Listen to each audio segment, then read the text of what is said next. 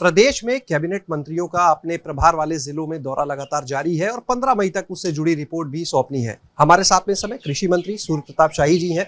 Sir, अब तक आपने जहां पर दौरे किए हैं, किन चीजों पर मेन फोकस आप लोग का जो रिपोर्ट तैयार हो रही है? देखिए, हम सब लोग जो है वो विकास के कार्यों का समीक्षा करते हैं, कानून व्यवस्था की स्थिति का भी समीक्षा करते हैं, अपराधों पर नियंत्रण हो और अपराधियों के खिलाफ कार्रवाई हो, ये योगी आदित्यनाथ जी की सरकार का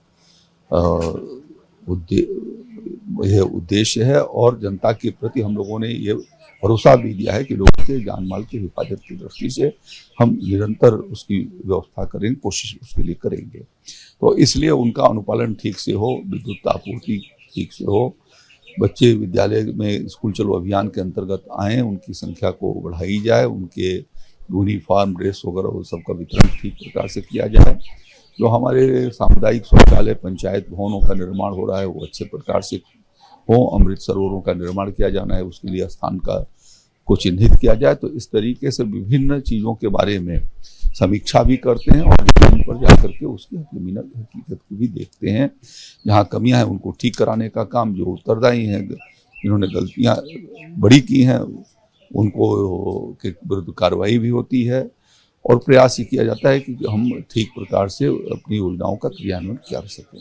यानी जो रिपोर्ट होगी आपकी, उसमें भी सुधार के सुझाव भी होंगे और जो दोषी मिलेंगे उन पर कार्रवाई के लिए भी? स्वाभाविक रूप से हमारा काम यह है कि योजनाओं का 100% क्रियान्वयन करके और जनता को के कठिनाइयों का हम निराकरण करें, उनका समाधान करें।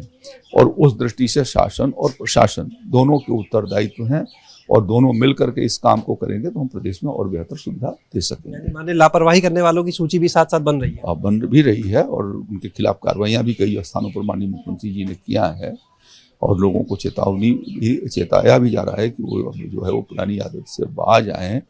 2017 के पहले जो पूरे प्रदेश का विकास पटरी से उतरा हुआ था, पिछले 5 साल में योगी आदित्यनाथ जी की सरकार ने उसको पटरी पर लाने की व्यवस्था बनाई है। लोक कल्याण के कार्यक्रमों को तेज गति दिया है और अब जो है उसको और शीघ्रता के साथ उनके का क्रियान्वयन करके और लोगों के जीवन स्तर को हम सुधार सकें और उत्तर प्रदेश को एक बेहतर प्रदेश बना सकें। यह उसके पीछे हमारा ध्येय है, योगी आदित्यनाथ जी की सरकार का ये मंशा और ध्येय है। आखिरी सवाल, वाराणसी को लेकर, ज्ञानव्यापी को लेकर जो इस समय विवाद चल रहा है, सर्वे को लेकर तमाम, उसे आप कैसे देखते हैं, क्या कहेंगे? देखिए, न्यायालय में मसला है और न्यायालय के कमिश्नर वहाँ पर उन्होंने भेजे थे, उनके को रोका जाना इसका मतलब कि न्यायालय के आदेश का अवहेलना ही हो रही है। इस पर बाकी तो न्यायालय देखेगी।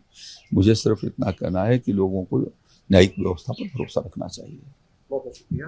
तो ये थे हमारे साथ में कैबिनेट मंत्री सूर्य प्रताप शाही जी, जिनका साफ तौर पर कहना है कि जो मंत्रियों के दौरे चल रहे हैं उसमें ना सिर्फ जो सुधार करने उन पर काम देखा जा रहा है, जो विकास की योजनाएं उनकी प्रगति और समीक्षा देखी जा रही है, बल्कि साथ ही उन लोगों की भी एक सूची तैयार हो रही है जो काम में लापरवाही के दोषी हैं। तो निश्चित रूप से उन पर कार्रवाई भी होगी। और दूसरी ओर अगर बात करें ज्ञानव्यापी के मुद्दे को लेकर, तो साफ तौर पर कहना है मंत्री का कि इस मामले में जो न्यायालय के आदेश हैं, अगर कोई उसमें रुकावट डालता है तो सीधे तौर पर वो न्यायालय के आदेश की अवमानना कर रहा है। कैमरा सहयोगी जितेंद्र के साथ शैलेश अरोरा, एबीपी गंगा, लखनऊ।